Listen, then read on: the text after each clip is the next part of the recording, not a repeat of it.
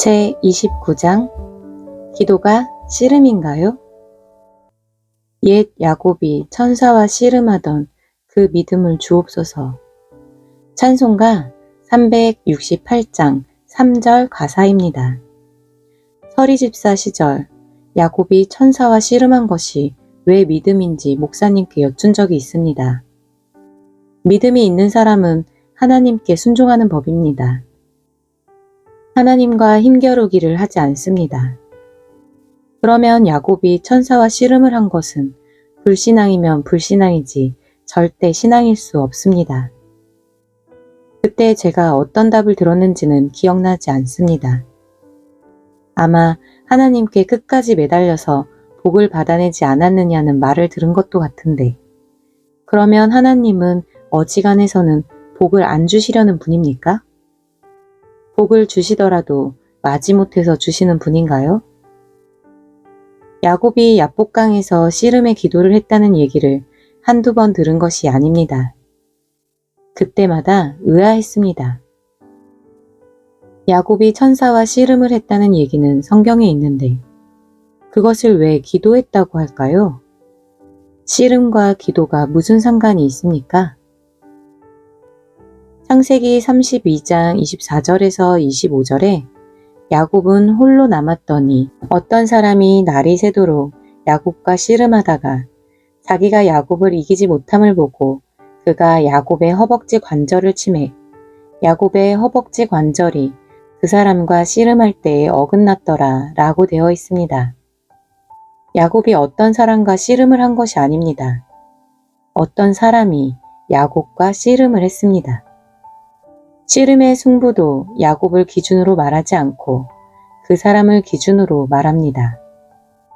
야곱이 그 사람을 이기지 못한 것이 아니라 그 사람이 야곱을 이기지 못했습니다.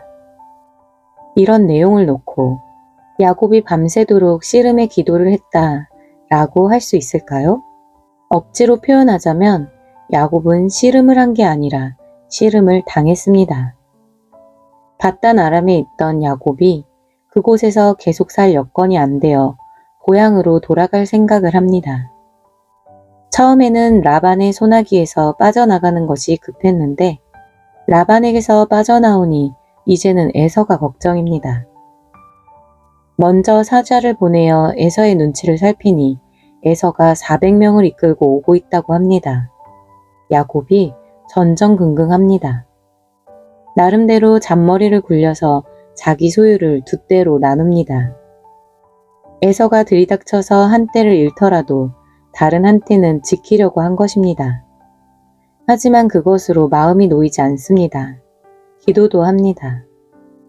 하나님을 의뢰하는 것이 아니라 자기가 할 수 있는 방법은 다 동원한 것입니다. 에서한테 예물을 보내는데 3차례에 나눠서 보냅니다. 예물을 한 번 받은 것으로는 마음이 안 풀려도 2번, 3번 거듭받으면 풀리지 않을까 싶은 것입니다. 기도는 기도이고 잔머리는 잔머리입니다. 그것으로 마음이 놓이지 않습니다. 아내와 아들들, 모든 소유는 다 야복강을 건넜는데 야곱 혼자 남습니다. 이런 내용에 이어서 어떤 사람이 날이 새도록 야곱과 씨름을 한다는 얘기가 나옵니다. 결국 이때의 씨름은 하나님을 향한 야곱의 적극적인 매달림이 아니라 야곱을 향한 하나님의 적극적인 개입입니다.